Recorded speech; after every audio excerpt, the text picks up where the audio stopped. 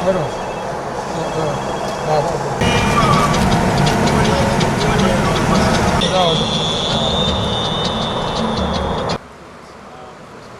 say people should protest, they should come here, but what it means is that even if you come here, you will not be allowed inside.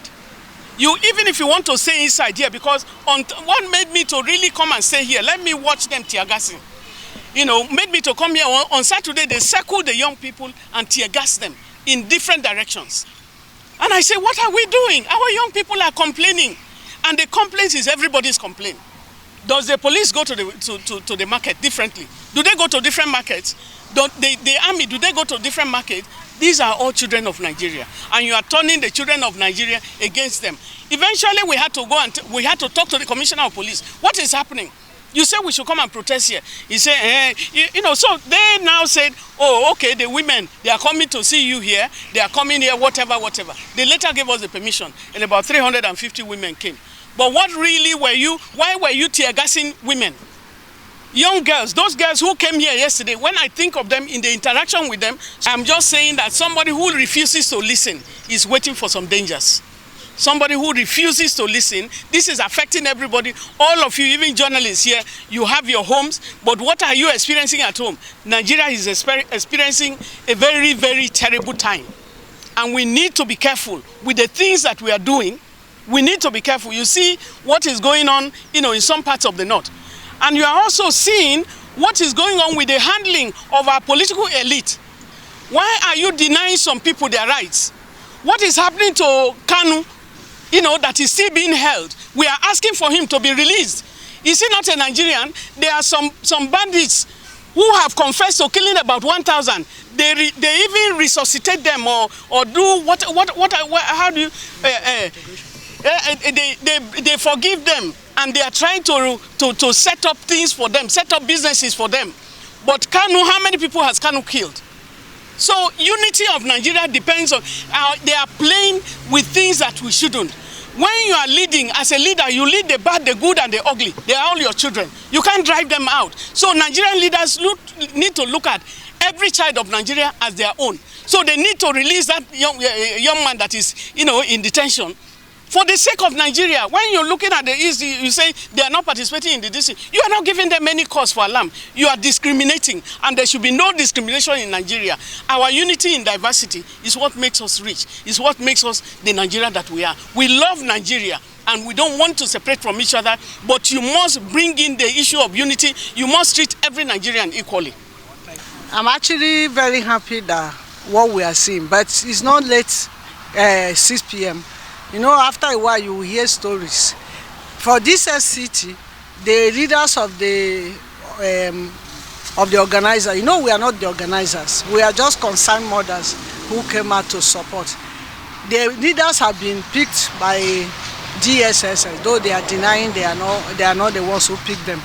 So, and I know that many people who used to organize themselves in different rural areas in Abuja will still come out to protest. But the most important thing is that the message has been clear, unambiguous, that the people are not happy with the situation of things in Nigeria, with so much hardship, and nobody sponsored anybody. And now that the government has know that the people will protest, and people have communicated with the government in the best way they know, because we have been talking at different areas and government was not listening. They will say political exposed persons. Now that the people have come out in the streets, many came out, even day before yesterday, the citizens took over Maraba and nobody could pass, and even police ran away from them. It shows that the people are not happy.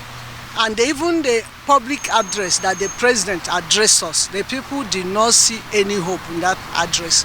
And the people, whether they came out or not today, we have said a clear message to the leaders of Nigeria. They are less than 1% of over 200 million people in Nigeria. And they have held us in hostage for over 24 years, 25 years counting. We fought for this democracy, and the people had a very high hope for a country that everybody would be free and enjoy security and welfare. But 25 years on, we've not enjoyed anything. We are even, many of the citizens are even beginning to romance the military rule, which is not the best, because they will come and do more corruption. We don't want them. We want the civilian government to listen to us and to stop doing corruption. Okay, if you say you want to stop subsidy, and when they declared, they told us 4 months, Port Harcourt refinery will be working. We are beginning to see, after the 6 days, many people have come out, big people, to start engaging the government. Before, everybody was behaving like ostrich. Now everybody is coming out to harvest the gains of these 10 days protests of the youths.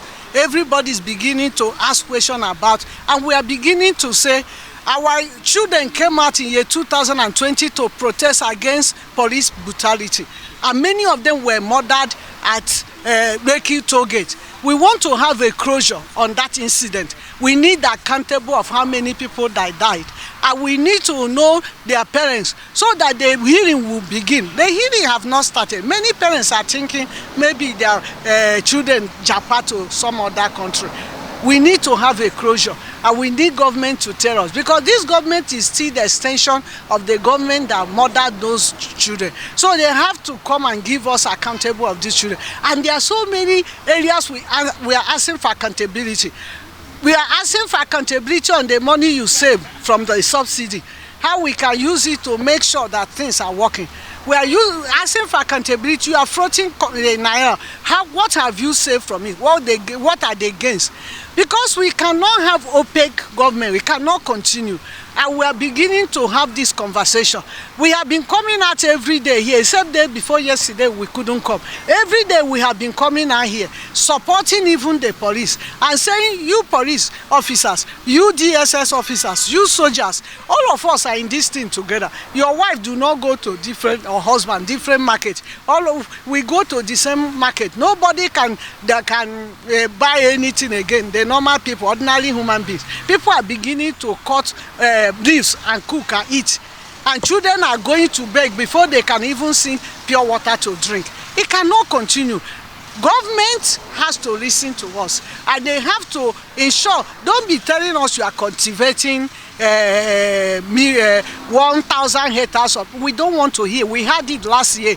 We cannot continue hearing it. We need something to give way. We need something to happen from the side of government. A government that spent 21 billion to build vice president's house, and the immediate past vice president was living in the air or somewhere, and built, should not be complaining that things are hard. And we have one person who called himself a Senate president, who said that we should be protesting while they are enjoying. So it is a clear indication that things are not bad. It's only the citizens that are suffering for the corruption of political elites across the parties. It has to stop. It's not one party thing, because we have not seen a genuine stand from the opposition parties to say that they are not in support of the hardship that this APC have imposed on the citizens. So we need to have this conversation, and we need to have it in a kind of town hall meeting between the president and the citizens, and it has to be a frank conversation that this is what I'm going to do to make sure, not the money you want to give to governors or local government chairmen. We want to hear the things you want to do. Revise your subsidy pronouncement, because nobody asks you to say subsidy is gone, though we know they are still stealing money in the name of subsidy. And the best way to revise is going forward today is to make sure that this